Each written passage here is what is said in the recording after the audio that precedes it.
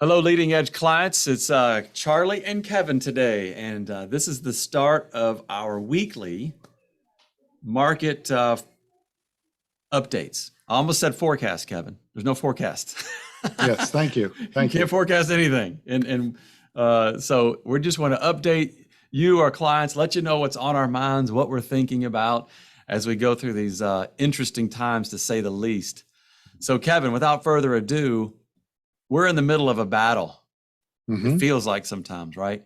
So there's the fog of war, right? What do we go into battle with? We've talked about this all the time.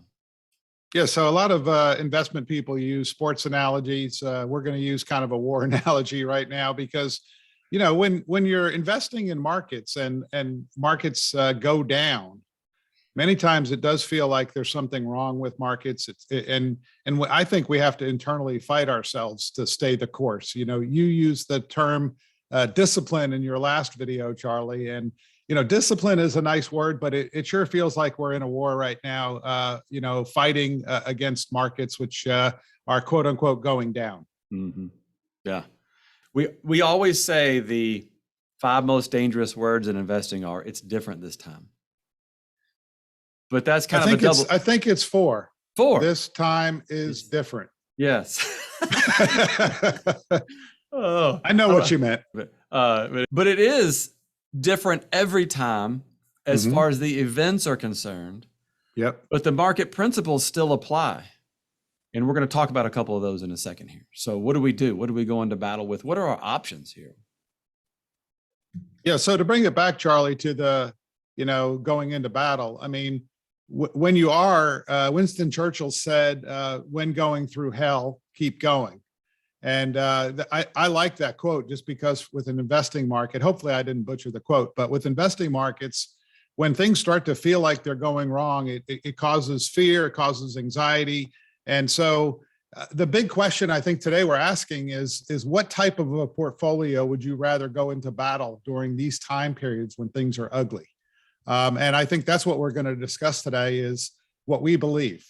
All right, Kevin. So my rhetorical question is, man, if I just owned Google, Netflix, Microsoft, those have been knocking it out of the park. If I just owned those, I think I'd be fine.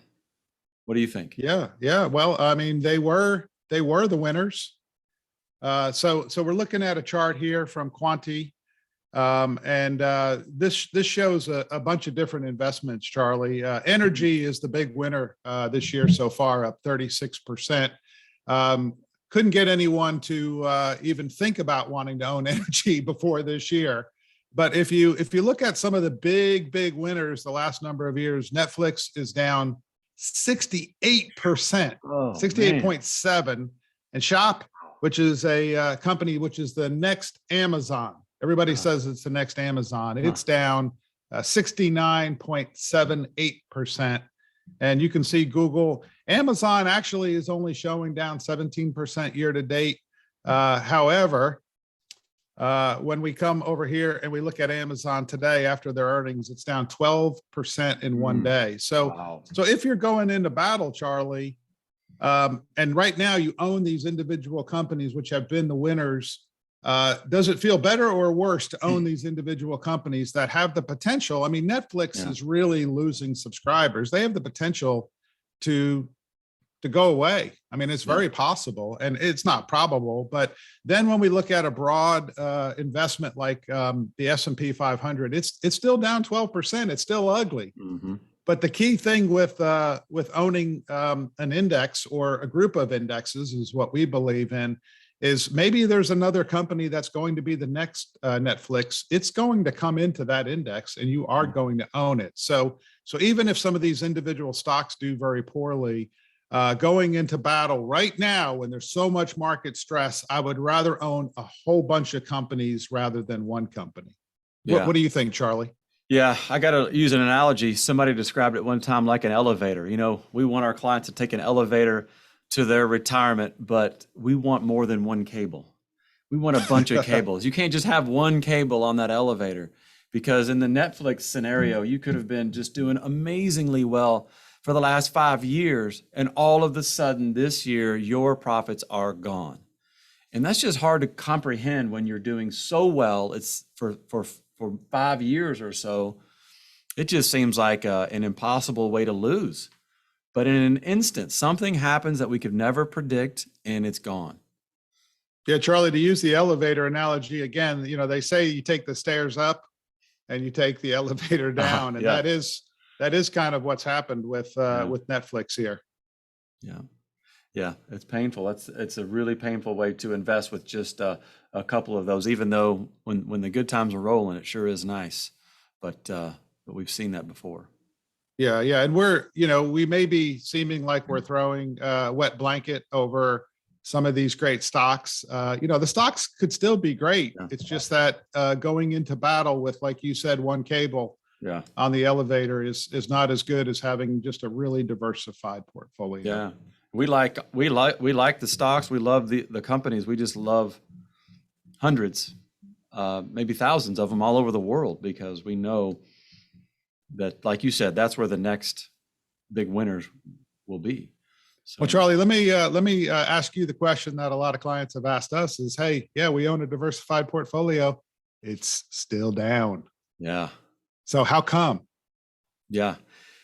I think it's interesting now to us that bonds are down so much. You know, that's what makes this moment in time very challenging. Is sometimes we like to point to one area of our portfolio that's a flight to safety. Hey, see, this one's up and this other one's down. And right now, there's a lot going on in the world, such as Russia, Ukraine, inflation that's, you know, causing the stock market to react negatively. The Fed's raising rates, try to fight inflation, which is putting hurts bonds a little bit as well.